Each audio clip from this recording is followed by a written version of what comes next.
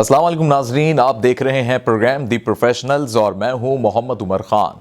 नाजरीन, आप जानते हैं कि professional youth foundation of Pakistan के प्लेटफॉर्म से ये प्रोग्राम दी प्रोफेशनल्स आपकी खिदमत में इसलिए पेश किया जाता है ताकि आप ये जान सकें कि पाकिस्तान की वो कौन सी ऐसी पर्सनैलिटीज़ हैं जो प्रोफेशनली ग्रो भी कर रही हैं और पाकिस्तान का नाम भी रोशन कर रही हैं।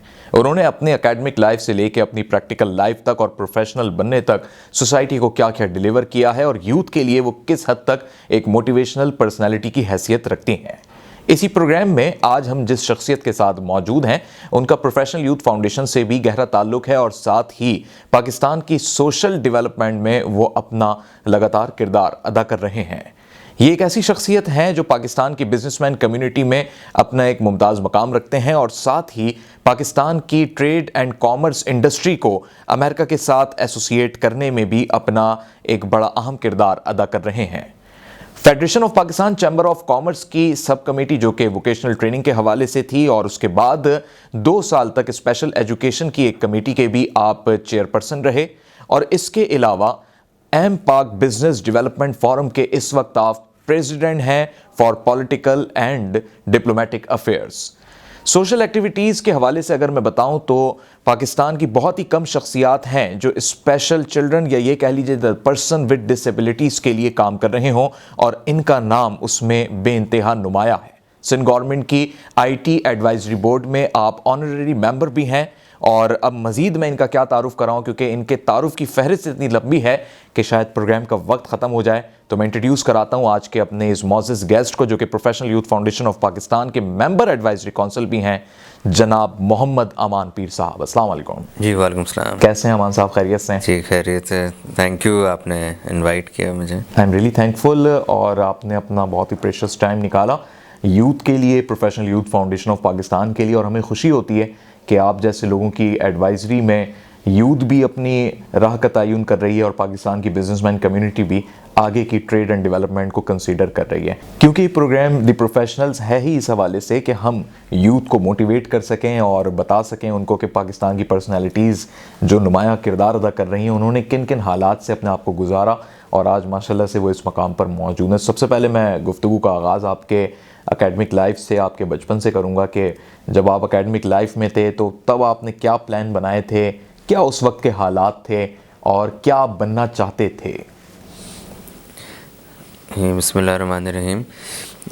मेरी बेसिकली पैदाइश तो कनाडा में हुई थी, हमारी फैमिली वहीं रहती थी। सही। फिर हम लोग जो है 80s में पाकिस्तान मूव हुआ तो स्कूलिंग मोस्टली मेरी कराची में ही रही। तो O लेवल्स भी यहीं से कंप्लीट किया था। उसके बाद फिर हाई स्कूल कंप्लीट करने के बाद फिर मैं हायर एजुकेशन के लिए कनाडा में यूनिवर्सिटी में दाखिला लिया। सही। तो वहाँ पे फिर अच्छा मतलब एक्सपीरियंस रहा पढ़ाई का और साइड पे मतलब थोड़ा जो भी आपकी पार्ट टाइम जॉब्स होती हैं और काफ़ी एक्सपीरियंस लिया वहाँ की यूनिवर्सिटी लाइफ का। और जो है उसमें 5-6 साल वहाँ गुजारे। उसके बाद हमारे काफ़ी दोस्त वगैरह काफ़ी पाकिस्तान से भी आए हुए थे और भी जगहों से जो वहाँ पढ़ाई कर रहे थे। तो कुछ तो वहीं सेटल्ड हो गए, लेकिन ये कि फिर मैं जैसे ही ग्रेजुएट हुआ मेरा इरादा था कि मैं वापस पाकिस्तान आऊँ। अच्छा, कंट्री को सर्व करूँ। जी जी, काफ़ी लोग पूछते थे कि आपके तो पास तो वहाँ पे नेशनैलिटी भी है, हर चीज़ है, तो क्या आपको ऐसी ज़रूरत है। लेकिन ये कि क्योंकि मैंने कुछ टाइम जो यहाँ गुजारा था उसकी वजह से मैंने काफ़ी यहाँ के एनवायरनमेंट और यहाँ के थोड़ा सा मैं फेमिलियर भी था। और सही। उस वक्त तो खैर वो ज़माना ज़रा अलग था 90s का, और लेकिन मसले मसाइल तो नज़र आते थे। सही नहीं, उस टाइम पीरियड की आप बात करें जब कराची के पॉलिटिकल हालात भी इतने अच्छे नहीं थे। बिल्कुल। तो फिर मैंने कहा कि यहाँ आके हम कोशिश करते हैं, अगर काम भी करेंगे और अगर किसी तरह सर्व करें जो हमने जो वहाँ एक्सपीरियंस और पढ़ाई है वो उसको यूटिलाइज़ करें। ठीक है। तो जब आप हाई स्कूल में पहुँचे तो आपकी करियर काउंसलिंग में सबसे अहम किरदार किसने अदा किया? आपके टीचर्स ने अदा किया, आपके पेरेंट्स ने अदा किया? और सेकंड ये कि आपने क्या प्लान बनाया था कि आगे आपको अपनी डिग्री किस कैटेगरी में, किस डिसिप्लिन में हासिल करनी है, और उसके बाद आप एंटरप्रेन्योर बनना चाहते थे या जॉब की तरफ आपका माइंड था? देखो स्कूल में तो हमारी अच्छी काफ़ी एकेडमिक काउंसलिंग थी, क्योंकि जो स्कूल के जो पूरी मैनेजमेंट का भी बैकग्राउंड ऐसे ही था, जो हमारे प्रिंसिपल थे, जो ओनर आज भी वो one of the top schools हैं और वो अच्छा बहुत चला रहे हैं उसको। तो उस हवाले से तो बहुत अच्छी काउंसलिंग हुई, और इसी वजह से यूनिवर्सिटी में भी प्रिपरेशंस में काफ़ी मदद की उन्होंने, और यूनिवर्सिटी में अलग काउंसलिंग हुई।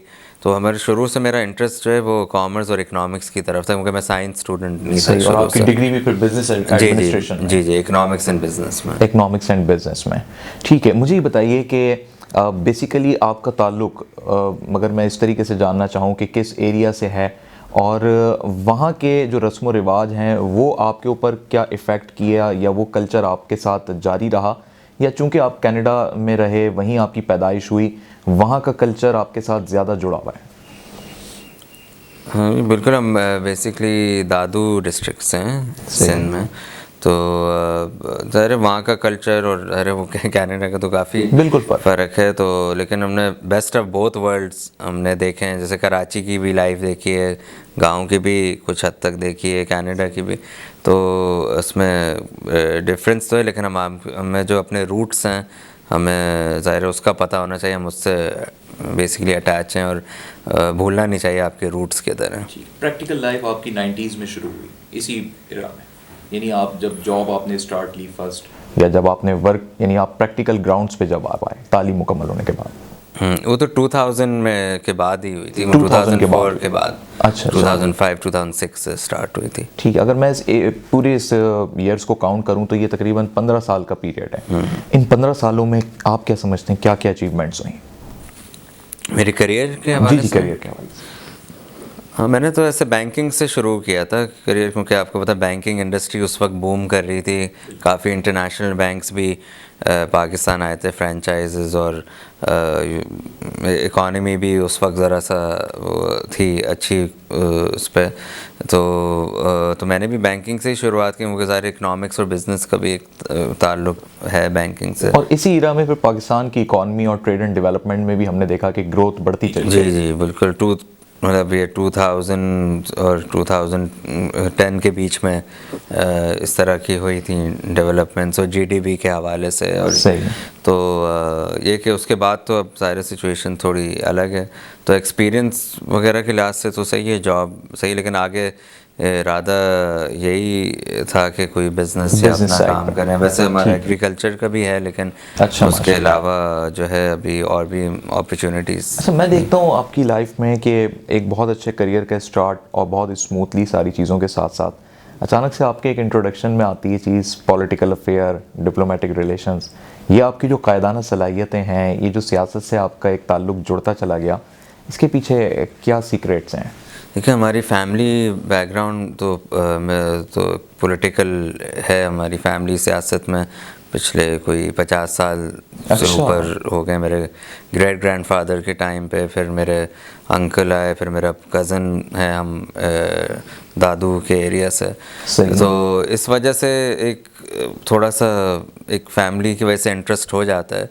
लेकिन ये कि उसके अलावा जो है पर मेरा जिस तरह से लोगों से मिलना मिलाना और आपका जो उठना बैठना है, तो उस वजह से थोड़ा बहुत आपके ऊपर वो भी इम्प्रेशन ऐसा होता है कि आप और यही वजह रही कि फिर American Pakistan business development forum में आप पॉलिटिकल एंड डिप्लोमेटिक अफेयर्स के प्रेसिडेंट हैं इस वक्त। हाँ जी, वो इस वजह से मैं पिछले साल कनाडा जब मैं गया हुआ था विज़िट करने, तो उस वक्त बीच में उन्होंने मुझसे रिक्वेस्ट की थी। एमपाक तो 5-6 साल हो गए इस इदारे को, तो उन्होंने कहा कि आप भी हमें ज्वाइन करें, और उन्होंने खुद ही अपनी तरफ से ये पोर्टफोलियो, उन्होंने कहा कि आप मेरे ख्याल इसमें काफ़ी अच्छे साबित रहेंगे। और अभी वो काफ़ी सेटिस्फाइड भी हैं, क्योंकि उनके जो हमारा जो पूरी एडवाइजरी बोर्ड और हमारा जो एक्टिविटीज़ वगैरह होती हैं, तो उसमें काफ़ी मैं जो कुछ हेल्प कर सकता हूँ मैं करता हूँ उनको। तो हो सकता है उन्होंने कोई ऐसा समझा हो कि मेरी स्किल्स इस टाइप की हैं, या तो बस ये कि उसमें हमारी उनसे अच्छी दोस्ती भी है, तो हम एज ए टीम जो टीम वर्क और टीम एफर्ट उस लिहाज से करें। हम कराची में एक एरिया बड़ा मशहूर सुनते हैं, PIB कॉलोनी, और जब इसकी डिटेल्स के बारे में पता लगता है तो कहते हैं जी पीर इलाही बख्श साहब के नाम से मंसूब है ये पूरा एरिया। आपका उनसे क्या ताल्लुक़ है? वो मेरे ग्रेट ग्रैंडफादर हैं, मेरे अच्छा। अब्बू के ग्रैंडफादर हैं। तो वही सिंध के पहले चीफ मिनिस्टर भी थे और 10 साल एजुकेशन मिनिस्टर भी रहे थे। तो इनकी काफ़ी कुर्बानियाँ थी इंडिपेंडेंस के लिए, पाकिस्तान बनाने में। जी जी बिल्कुल। मोहम्मद अली जिन्ना के साथ वो उसी टीम में थे और इन्होंने पाकिस्तान बनने के बाद ये पहली कॉलोनी महाजरों के लिए इन्होंने ही बनाई थी, ज़बरदस्त। PIB कॉलोनी के नाम से। तो ये कहा जा सकता है आपके बारे में कि आप बानियान पाकिस्तान के औलादों में से हैं बेशक। जी कह सकते हैं। उनकी तो खैर एक अलग बात थी और ज़ाहिर उनकी पर्सनालिटी भी ऐसी थी। अगर आप हिस्ट्री पढ़ें तो उनसे काफ़ी कुछ हमारे बड़ों ने सीखा है और हम कोशिश करते हैं कि उन्हीं के फुटस्टेप्स पे चलें। ज़बरदस्त। अच्छा पीर साहब, मुझे ये बताइए कि आपने स्पेशल चिल्ड्रंस और ये कह लीजिए कि जो डिसेबल या स्पेशल क्वालिटीज़ के साथ जो बच्चे होते हैं, उन्हें डिसेबल भी नहीं कहना चाहिए, उनके लिए आपने बड़ा काम किया है और पाकिस्तान की सतह पे आप ये काम कर रहे हैं और इस चीज़ को रिकग्नाइज़ भी किया गया गवर्नमेंट ऑफ सिंध की जानिब से। तो ये जज्बा आप में कैसे बेदार हुआ, इसके पीछे क्या वजूहात रहीं? देखिए ये कुछ साल पहले ही जैसे हमारे आसपास हमारे कुछ दोस्त हैं करीबी, जैसे उनकी फैमिलीज़ में ऐसे स्पेशल नीड केसेस आ गए थे उनके बच्चों में। अच्छा। तो थोड़ा सा मैंने करीब से भी ऑब्ज़र्व किया कि और ख़ासतौर से पाकिस्तान में ज़रा इनकी फैसिलिटीज़ दूसरे मुल्क के मुकाबले में ज़रा कम हैं, यानी उस पर काफ़ी करने की ज़रूरत है। सही। तो मैंने काफ़ी देखा ये बच्चे थोड़े मुश्किलात से गुजरते हैं, उनके पेरेंट्स को भी स्ट्रगल करना पड़ता है, लेकिन ये अल्लाह की तरफ से एक चीज़ है जो एज अ चैलेंज। तो ये कि FPCSI में भी मैं जब वोकेशनल ट्रेनिंग की कमेटीज़ में था एज ए चेयरपर्सन 2-3 साल, तो उसमें कुछ जैसे स्पेशल नीड्स चिल्ड्रन से भी इंटरेक्शन रहता था, जैसे कराची वोकेशनल ट्रेनिंग सेंटर और भी इस किस्म के कुछ NGOs हैं। तो वहाँ से भी मेरा थोड़ा इंटरेस्ट डेवलप हुआ कि इसमें अगर हम एज अ वॉलंटियर जो भी कर सकते हैं हम करें। अगर इंडस्ट्रीज़ को लिंक करके बिजनेसमैन को या फंड्स की ज़रूरत होती है इस टाइप की चीज़ FPCSI के प्लेटफॉर्म से। फिर उसके बाद मुझे अगले साल स्पेशल एजुकेशन कमेटी की ऑफ़र आई स्पेशल नीड्स की, तो फिर मैं 2 साल उसमें भी रहा। तो उसमें मैंने फिर प्रॉपर्ली इस चीज़ में इंटरेस्ट लेके अपने कमेटी में जितने रेलेवेंट मेंबर्स हैं उनको लिया, NGOs से और अलग अलग स्पेशल नीड्स इंस्टीट्यूट से और स्कूल से। तो काफ़ी कुछ सीखा और हमने कोशिश की कि उनके मसले मसाइल हल करें, क्योंकि ऑटिस्टिक चिल्ड्रन होते हैं और थेरेपीज़ के हवाले से तो काफ़ी उसमें मेरी कमेटी में डॉक्टर साइकोलॉजिस्ट भी थे। और अभी भी हम इसको कर रहे हैं, इस पर हम अभी भी कंटिन्यू किया हुआ है, बस ये क्योंकि कोविड की वजह से थोड़ी एक्टिविटीज़ कम हो गई थी। ठीक है, आप वोकेशनल ट्रेनिंग की कमेटी के भी हेड रहे, तो उसमें आपका मेन फोकस क्या रहा यूथ को अगर आप कंसीडर करें? क्योंकि लोग ये कहते हैं कि एजुकेशन के साथ साथ स्किल्स भी होने चाहिए, तो आप क्या समझते हैं कि स्किल्स जो है वो आजकल एजुकेशनल क्वालिफिकेशन और डिग्री से बहुत ऊपर चली गई ये चीज़? जी बिल्कुल। वोकेशनल लेकिन टेक्निकल एजुकेशन और स्किल डेवलपमेंट की तो बहुत ज़्यादा अहमियत है, क्योंकि जो लोग एकेडमिकली बच्चे जो स्ट्रांग नहीं होते या उनकी कोई क्वालिफ़िकेशन उस लेवल की नहीं होती उनके, लेकिन उनके पास स्किल डेवलपमेंट है और वोकेशनल ट्रेनिंग है, तो उनसे वो काफ़ी पैसे कमा रहे हैं और कमा सकते हैं। जैसे अब अमन फाउंडेशन में अमन टेक है, वहाँ पे उनको पैसे मिलते हैं वहाँ पढ़ने के लिए। अच्छा। और फिर उसके बाद वो जॉब प्लेसमेंट भी करवाते हैं। सही। तो ये तो मैंने एक एग्जांपल दिया, ऐसे और भी जगह इसी तरह मेमन इंडस्ट्रियल टेक्निकल इंस्टीट्यूट भी है, उसके अलावा फिर हुनर फाउंडेशन। जी बिल्कुल बिल्कुल। तो उसमें जो है आपका मैकेनिकल इंजीनियरिंग आ जाती है, या लेडीज़ के लिए आप सिंध में इंटीरियर सिंध में अगर आप देखें तो सोइंग मशीन्स हैं, वो भी वोकेशनल में। तो इससे आप जो है ना अपनी फैमिलीज़ चला सकते हैं, ऑटोमोबाइल, रेफ्रिजरेशन, मैकेनिकल, ये सब। तो this is all vocational training और इसकी मतलब तो यूथ के लिए ज़रूरी है। और इस वक्त हम ये भी तो देख रहे हैं कि जो क्वालिफाइड यूथ है वो जॉब के लिए परेशान है, क्योंकि इतनी ज़्यादा मार्केट में जॉब्स नहीं है, और अगर हैं तो वो उसके लिए रेलिवेंसी नहीं बनती या स्किल्स नहीं होते। तो आप समझते हैं यूथ को इस पे तवज्जो देनी चाहिए, जहाँ वो 4 साल अपने ग्रेजुएशन पे तवज्जो दे रहे होते हैं, साथ साथ इसी टाइम पीरियड में अपने आप को स्किल भी बनाएं? जी बिल्कुल, उनको अपनी स्किल्स को एनहांस करना चाहिए उनको, क्योंकि आपका जो हिडन टैलेंट है जब तक आप कुछ करेंगे नहीं, आपको पता नहीं चलेगा आपकी एक्सपर्टीज़ किस चीज़ में है। सही। अब क्योंकि कुछ लोगों का जो वो इंटेलिजेंट होते हैं, लेकिन कुछ पढ़ाई में ज़रूरी नहीं, अगर इंटेलिजेंट नहीं हो तो वैसे नहीं है, वो स्ट्रीट स्मार्ट भी होते हैं और वो अपना दिमाग सही दूसरी जगह पे यूटिलाइज़ करके बहुत ज़्यादा अचीव कर सकते हैं और कामयाब हो सकते हैं। सही है। यूथ का एक बड़ा ताल्लुक इंफॉर्मेशन टेक्नोलॉजी से भी है, और इस वक्त चूँकि पाकिस्तान में सबसे ज़्यादा पॉपुलेशन ही यूथ की है, और आप जो हैं आईटी की जो एक एडवाइजरी बोर्ड है उसमें आप ऑनररी मेंबर भी हैं, तो मुझे ज़रा इस हवाले से बताएं कि क्या पॉलिसीज़ तरतीब दी जा रही हैं यूथ को कंसीडर रखते हुए आईटी बोर्ड में। देखिए, ये आईटी बोर्ड पहली दफ़ा सिंध गवर्नमेंट ने बनाया है और अभी किसी प्रोविंस में एडवाइज़री बोर्ड जो इस लेवल की नहीं बनी, जिसमें उन्होंने हर जगह से स्टेक होल्डर्स को लिया है जिनका आईटी बिजनेसेस हैं, उसको बिज़नेस कम्युनिटी के, और आईटी जिसमें आईटी एक्सपर्ट्स को लिया है। तो इसमें जो है वो एक बेसिकली इसका जो ये जो बोर्ड बन रहा है, ये जो मेंबर्स हैं इनकी इनपुट से ही बना रहे होंगे, क्योंकि इसमें देखें जो मिनिस्टर या ब्यूरोक्रेट्स होते हैं वो तो उनका तो चलाना काम है, लेकिन जो असली काम है वो तो आईटी एक्सपर्ट से ही होगा। तो इनकी इनपुट ये लोग ले रहे हैं बोर्ड बनाने के लिए कि क्या क्या एडवाइस उनसे ले सकते हैं और कहाँ जो कमी पेशी है वो पूरी करनी है, और क्या उनके आगे आईटी के प्रोजेक्ट्स जो करेंगे तो वो उन्हीं की इनपुट से होगा। तो ये इन्होंने बहुत अच्छा स्टेप लिया है, और बल्कि इस पे जो है वो मीटिंग्स भी होती रहती हैं टाइम टू टाइम, और जो है ताकि इसमें जो प्राइवेट सेक्टर का जो इनपुट है इसमें बहुत ज़्यादा इम्पोर्टेंट है। ठीक है। अच्छा, मैं एक आपका तारुफ जो कि बड़ा मशहूर है और मैंने प्रोग्राम के आगाज़ में नाज़रीन से शेयर नहीं किया कि आप जस्टिस ऑफ पीस भी हैं और कई साल आप रहे और स्टिल हैं, तो मुझे ज़रा ये बताइए कि जो समाजी मसले मसाइल हैं, इंसाफ से मुताल्लिक़ इशूज़ हैं, लोगों को जो इसमें लीगल एड की ज़रूरत महसूस होती है, उसमें आप किस हद तक देख रहे हैं कि बेहतरी आ रही है, नहीं आ रही, तो किस तरह आ सकती है?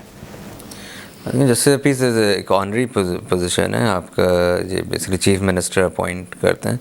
अच्छा। इसमें मजिस्ट्रेट की वैसे मजिस्ट्रेट की पावर्स इसमें होती हैं, एक सेक्शन 22A। अच्छा। तो वैसे तो यानी इसकी अहमियत उसकी काफ़ी है, इसका अगर आप उसके एक्ट को पढ़ें वो, लेकिन प्रैक्टिकल इसकी जो है वो इम्पोर्टेंस पहले से थोड़ी सी कम हो गई थी, क्योंकि आपको पता टाइम टू टाइम जो गवर्नमेंट्स चेंज होती हैं, और इसमें अपॉइंटमेंट्स में भी इन्होंने पहले जो है काफ़ी ज़्यादा होती थी, अब उस पर थोड़ी सी इन्होंने पाबंदी भी लगाई है। लेकिन ये कि इसकी आपके जो डोमेस्टिक आपके मसले मसाइल होते हैं या और पुलिस से रिलेटेड अगर आपको इंसाफ नहीं मिल रहा तो आप उसमें इंटरवीन कर सकते हैं, और अच्छा। जी बिल्कुल उसमें अगर आप किसी को इंसाफ नहीं मिल रहा, एफआईआर उसकी दर्ज नहीं हो रही, तो आप उसके लीगल तरीके से उसको कर सकते हैं और कोर्ट के थ्रू भी। और ये कि आपके जो बेसिकली लोकल कम्युनिटी में हैं, जैसे इवन डोमेस्टिक वायलेंस हो गया या और किस किस्म के डोमेस्टिक इश्यूज़ होते हैं, तो आप वो आपके अपने ऊपर आप कितना एक्टिव हैं और आप कितना उसमें कंट्रीब्यूट कर सकते हैं। तो आई थिंक सोसाइटी के लिए काफ़ी इम्पोर्टेंट है, और आई थिंक हर डिस्ट्रिक्ट में क्योंकि होना चाहिए। आपकी पर्सनल इंटरेस्ट की बात है, क्योंकि इसमें और कोई बेनिफिट्स तो होते नहीं है, इट्स प्योरली ऑनरी पोजीशन। सही। माशाल्लाह से आपका एक प्रोफेशनल करियर, फिर आपकी जो सोशल सर्विसेज हैं और आप मैनेज कर रहे हैं बड़े मुनज़्ज़म तरीके से इन तमाम तर चीज़ों का, यानी आप सोसाइटी को कंटिन्यूसली डिलीवर कर रहे हैं। फ्यूचर प्लान्स क्या हैं आपके? फ्यूचर प्लान्स बस हम ये कि जितना कर सकते हैं डिलीवर जो है वो करेंगे। अगर बाकी अपनी अगर आप पॉलिटिकल उसकी बात कर रहे हैं, वो तो आपको पता है पॉलिटिकल जो सिचुएशन चेंज होती रहती है, तो इंशाल्लाह कभी ऐसा हुआ, और हम अपने दोस्तों से मशवरे भी लेते रहते हैं, वो देते भी हैं, तो अगर हो सकता है आगे जाके ऐसा इंटरेस्ट हो तो ज्वाइन भी करेंगे पॉलिटिक्स को, फ्रंट लाइन पे भी आएंगे फिर। सही। लास्ट में यूथ के लिए, व्यूअर्स के लिए कोई पैगाम? यूथ तो देखें हमारी मेजॉरिटी ऑफ पॉपुलेशन यूथ ही है, और फ्यूचर भी यूथ का ही है। इसमें ये कि आप जितना अपने एजुकेशन बहुत इम्पोर्टेंट है, आप जितना अगर आपकी लॉन्ग टर्म कामयाबी है वो सिर्फ एजुकेशन के थ्रू हो सकती है, उसमें कोई शॉर्टकट नहीं है।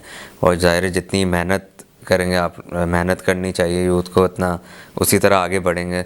और ये कि अपनी जो स्किल डेवलपमेंट पे उनको बहुत फोकस करना चाहिए सही। कि आपकी जिस चीज़ में स्किल्स हैं और इंटरेस्ट हैं उसी को लेके चलेंगे, क्योंकि ज़बरदस्ती तो डिग्री हर कोई कर लेता है आप किसी न किसी तरह, लेकिन फिर उसका अगर फ़ायदा नहीं हो तो फिर मेरा ख्याल है वो और तो सोसाइटी को भी डिलीवर करने की एबिलिटी होनी चाहिए। जी जी बिल्कुल, क्योंकि सिर्फ देखें पैसा आपकी- कमाने ही फोकस नहीं हो। जी, और हर एक की एक सोशल रिस्पॉन्सिबिलिटी होनी चाहिए। सही। और क्योंकि आप सोशली रिस्पॉन्सिबल होंगे तो आप दूसरी चीज़ों में भी कामयाब होंगे, अगर आपकी एक रिकग्निशन होगी। और ये कि मेहनत करके, और ऑब्वियसली आप ईमानदारी और सिंसेरिटी के साथ करेंगे तो फिर इसमें कोई वजह नहीं है कि आप कामयाब ना हो।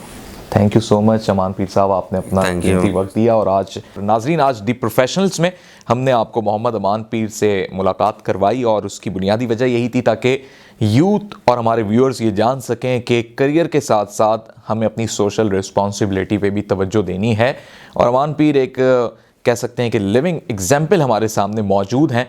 अपने करियर को भी फोकस किया हुआ है, अपनी प्रोफेशनल लाइफ को भी फोकस किया हुआ है, लेकिन साथ ही किस किस फॉरम पे जस्टिस ऑफ पीस के तौर पर भी, वोकेशनल ट्रेनिंग के हेड के तौर पर भी, और स्पेशल चिल्ड्रन की एजुकेशन के तौर पर भी हर तरीके से सोसाइटी को डिलीवर करने के लिए ये डिवोटेड हैं। और अपने पैगाम में इन्होंने बड़ी इंपॉर्टेंट बात कही कि ऑनेस्टी और सिंसियरिटी के साथ अगर हम काम करें तो कोई वजह नहीं कि हम कामयाब ना हों। बेशक कामयाबी उन्हीं लोगों के कदम चूमती है जो खुद से भी ईमानदार होते हैं और अपने पेशे के साथ साथ सोसाइटी को डिलीवर करने का जज्बा रखते हैं।